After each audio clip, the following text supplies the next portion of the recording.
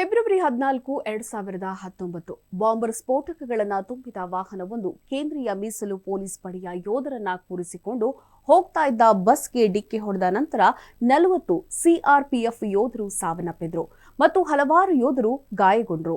ಜಮ್ಮು ಮತ್ತು ಕಾಶ್ಮೀರದ ಪುಲ್ವಾಮಾ ಜಿಲ್ಲೆಯ ಅವಂತಿಪೋರಾದಲ್ಲಿ ಈ ಭಯೋತ್ಪಾದಕ ದಾಳಿ ನಡೆದಿತ್ತು. ವಾಹನವನ್ನ ಗುರಿಯಾಗಿಸಿಕೊಂಡು ಭದ್ರತಾ ಪಡೆಗಳ ಬೆಂಗಾವಲು ಪಡೆಯಲ್ಲಿ 70ಕ್ಕೂ ಹೆಚ್ಚು ವಾಹನಗಳು ಇದ್ದವು. ಈ ವಾಹನವನ್ನು ಜೈಷ್ ಎ ಮೊಹಮ್ಮದ್ ಭಯೋತ್ಪಾದಕರು ಓಡಿಸ್ತಾ ಇದ್ರು. ಅವರನ್ನ ಆದಿಲ್ ಅಹಮದ್ ದಾರ್ ಅಂತ ಗುರುತಿಸಲಾಯಿತು. ಈ ವಾಹನ ಸುಮಾರು 80 ಕಿಲೋಗ್ರಾಂಗಳಷ್ಟು ಆರ್ಡಿಎಕ್ಸ್ ಸ್ಫೋಟಕವನ್ನ ಹೊಂದಿತ್ತು.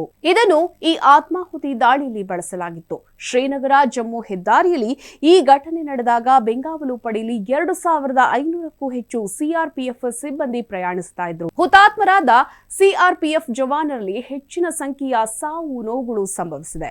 ಉತ್ತರ ಪ್ರದೇಶದಿಂದ ಸಿಆರ್ಪಿಎಫ್ ಸಿಬ್ಬಂದಿಗಳಲ್ಲಿ 4 ಪಂಜಾಬ್ನಿಂದ ಬಂದವರು, 5 ರಾಜಸ್ಥಾನದವರು, ಮಹಾರಾಷ್ಟ್ರ, ತಮಿಳುನಾಡು, ಕೇರಳ, ಬಿಹಾರ, ಒಡಿಶಾ ಮತ್ತು ಪಶ್ಚಿಮ ಬಂಗಾಳ ಮತ್ತು ಜಮ್ಮು ಕಾಶ್ಮೀರದ ಯೋಧರು ಹುತಾತ್ಮರಾಗಿದ್ದಾರೆ. ಒಟ್ಟಾರೆ ಫೆಬ್ರವರಿ 14, 2019 ಪುಲ್ವಾಮಾ ದಾಳಿಯ ದಿನವನ್ನು ಸಂಪೂರ್ಣವಾಗಿ ನೆನೆಸಿಕೊಳ್ಳುವ ದಿನವಾಗಿದೆ.